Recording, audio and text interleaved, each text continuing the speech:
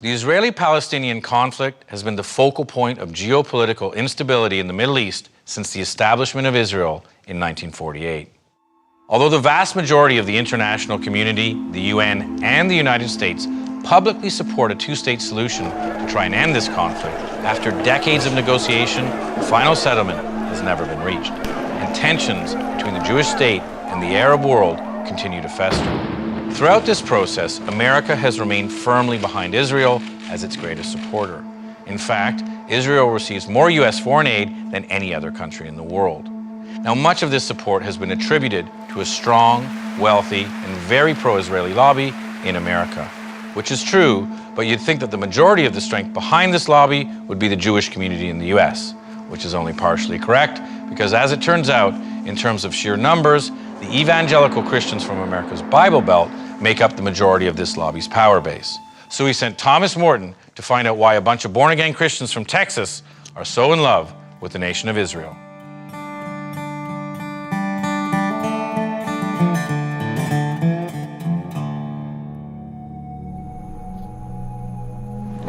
This may be the most important prophetic spot in the entire Bible, because the final act of the book of Revelation is going to begin right here at this place.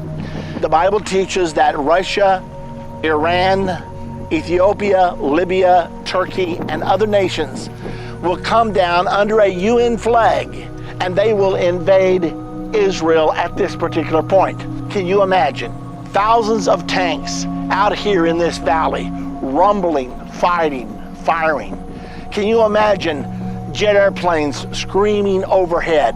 The battle is going to be fierce. The horrific multinational fighting this preacher is describing is the Battle of Armageddon, which is supposed to happen right here, just as soon as Israel is a fully Jewish state. Which is why a bunch of Christians in Texas have become the most fervent Zionists on God's green earth. While most Americans probably think that the pro-Israeli lobby is largely a Jewish thing, actually the most of its support comes from right here in the Bible Belt, where evangelical Christians overwhelmingly believe that Israel has a right to exist because God said so. Go to the phone right now and call that number and say, yes, I'm going to stand with Israel. I'm going to bless the people of the Bible. I'm going to bless God's chosen people. Will those of you in this audience who support the state of Israel stand to your feet and give a shout of support? While a lot of Israel's financial support does come from Jewish wallets, there are close to 70 million evangelicals in America versus less than 14 million Jews worldwide. And given that roughly 80% of these Christians support Israel, that makes American Christians the largest pro-Israeli voting bloc in the world, about 4 times the size of the Jewish community on Earth. There's a lot of money behind the Christian Zionist movement. This church behind me, Cornerstone, is one of the biggest supporters of Israel, not just among Christians, but in the world. The pastor here, John Hagee, has raised an estimated $70 million over the course of his ministry. Pastor Hagee also founded Christians United for Israel, or CUFI, which is the largest pro-Israel lobbying organization in America, even bigger than AIPAC, the organization most people assume dominates the American Israel lobby because it's the biggest Jewish one. What's dicey about CUFI is that a good deal of their money for Israel is spent on buildings and organizations in the Israeli settlements. These are massive Jewish communities built well within Palestinian territory, in violation of international law. The settlements are run by some of the most fanatical Zionists who believe the Bible entitles them to their land, and that ceding any of it back to the Palestinians would be a violation of God's law. God gave them that land. They own that land. While there's nothing wrong with Christians supporting Israel, the way these Christians have chosen to do so puts them firmly on one side of the Israeli-Palestinian conflict, one that's directly opposed to the US government's official policy, and are using their massive political power and money to oppose the peace plan John Kerry is currently trying to push through. That's the two-state solution that would give the Palestinians the West Bank and Gaza Strip, and the Israelis would get the rest, hopefully ending all the violence. The Evangelicals not only lobby Washington and send money to Israel to fight the two-state solution, they also make up over 40% of American tourists in Israel every year with popular Holy Land pilgrimage tours. Many of these tours actually have stops in the Israeli settlements, which are used by the settlers to solicit donations for their cause. We're in Karnei Shamram, Israeli settlement. We're about to meet Sandra, who deals with Pastor Hagee in the United States. She is not a Christian, she's an Orthodox Jew. And right now she's hosting a bunch of Christian Australians who are touring the settlement and hopefully coughing up the bills. To make the settlements more relatable to their Christian friends, Sandra and her organization used the Palestinian territories' biblical names of Judea and Samaria. It is for us as people who believe in the Bible is to stand on the moral and spiritual right of the Jewish people to Judea and Samaria. Amen? Amen. Good. After Sandra's presentation, we reboarded the bus to see the settlement for ourselves. Come on, guys. I want you to try to punch him in the stomach. Let's give it a try.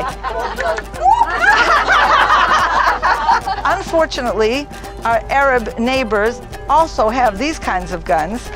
You need to be protected with something like this.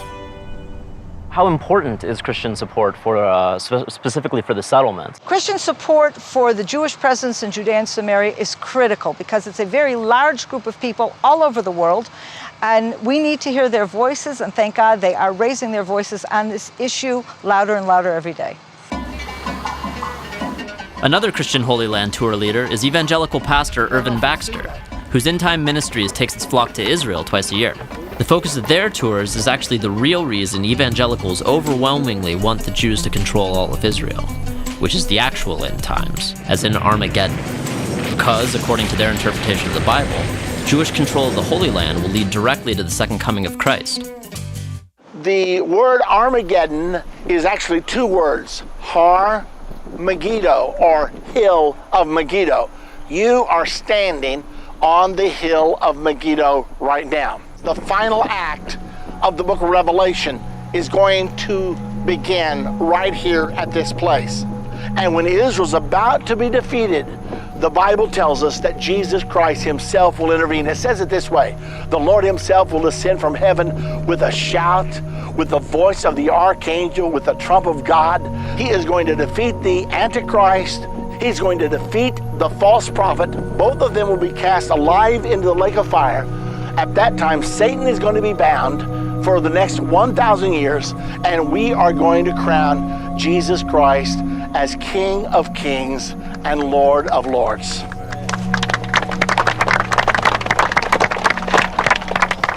Real quickly, I will take time for a few questions. What will be happening in Maryland at that time? Well, I can't tell you for sure if Maryland will still be there or not. In addition to Armageddon, Pastor Baxter's End Times tour hits all the other local attractions associated with the apocalypse, including the most contested piece of real estate on the planet, Jerusalem, which houses some of the most sacred sites for Jews, Muslims, and Christians alike. It's also where Jesus lands at the grand finale of the end times, which doesn't pan out so great for the Jews. 2/3 of Israel will die. It's Zechariah 13, I think, maybe verse 7, 8, 9, right in that area. Yeah. That 2/3 will die. 1/3 will be brought through the fire, and that 1/3 will then turn to Messiah en masse when he comes back. And the scripture says that they will run out to him, and when they bow to worship him, Zechariah 13:6 says they're going to notice he's got wounds in his feet and in his hand, and they're going to say, "You're Jesus? Oh, Messiah, we've been so stubborn, we've been so proud, we've been so blind. Could you ever forgive us?" And 2,000 years of blindness is going to come peeling off the Jewish mind.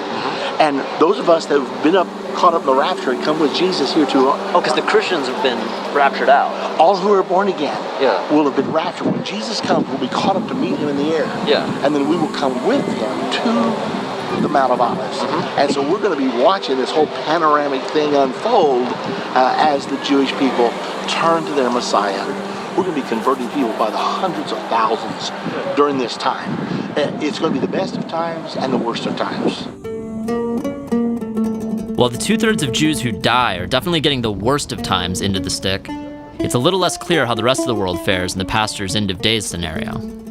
Can America get on the right side of Armageddon by supporting Israel? Americans can let their legislators know, support Israel.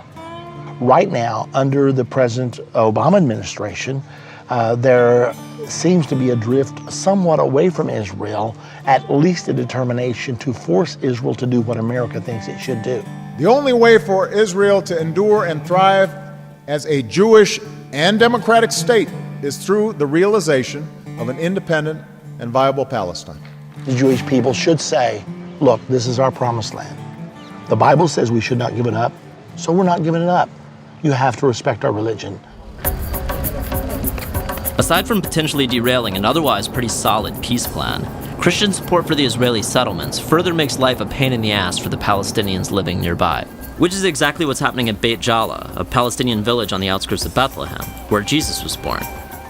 Javier Abu Aid is also a Christian, as well as an official in the Palestinian Liberation Organization. We met him at a weekly outdoor mass put on by the Catholic Church as a form of protest against Israeli encroachment.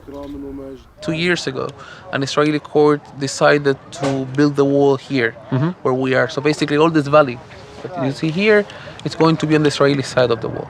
Hello, how are you? Hey, how are you? For example, he's one of the 58 landowners that are going to lose their land here. And are 58 Palestinian Christian families that are going to lose their land here. And you're not talking about, immigrants that came here. You're talking about indigenous population of this land. We are standing now over a territory that no one in the world, not even the US, recognizes as part of Israel. I know a lot of evangelicals, it's really big in America right now to support Israel because they say, well, the Bible says Israel belongs to the Jews. And a lot of them also believe that once the Jews take over all of Israel, then they get to have Armageddon.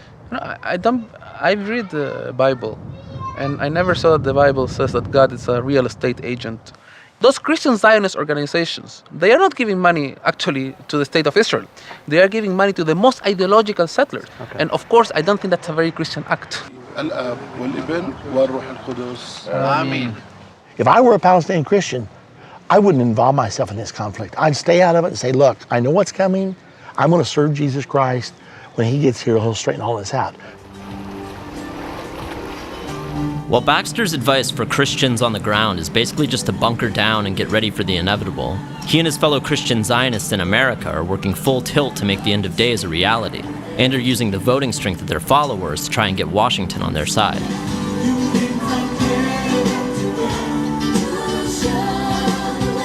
And in a political conflict that's already been hijacked by religious zealots on both the Palestinian and Israeli side, adding millions of doomsday-ready American evangelicals to the table is like pouring gas on the fire, in the most flammable region in the world.